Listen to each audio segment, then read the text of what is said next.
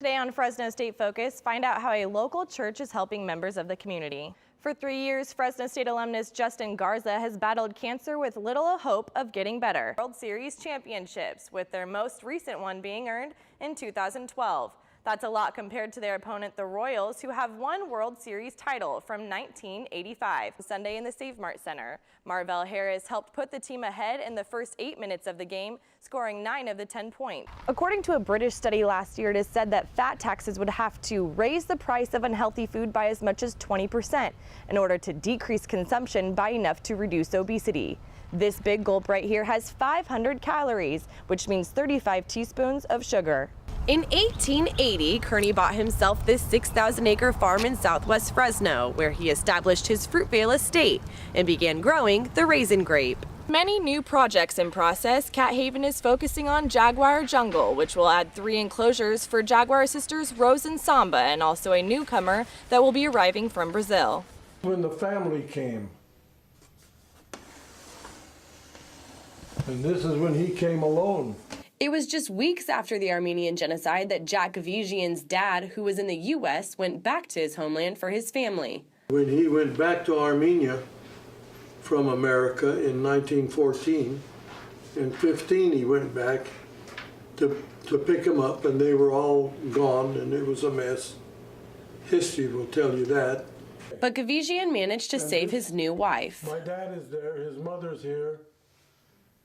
The Gavigians are just a small part of Fresno history that started back in 1872. There are 2 butchers from San Francisco. They're both German butchers, Miller and Lux.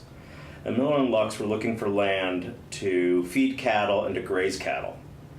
And what they did was they took script from after the Civil War and they turned that script into land. At the time, if you looked from your left to your right, Fresno was nothing but sand plains. But there was also a green wheat field, which belonged to A.Y. Easterby. This is where Stanford decided to build Fresno as a part of the Central California colony. By 1875, the colony began developing the area and dug hundreds of miles of irrigation canals. A young farmer who came from the slums of Liverpool, England, partnered with 2 other immigrants to help develop the first colony farms at $1,000 a parcel. That was Martin Theodore Kearney. In 1880, Kearney bought himself this 6,000-acre farm in southwest Fresno, where he established his Fruitvale estate and began growing the raisin grape.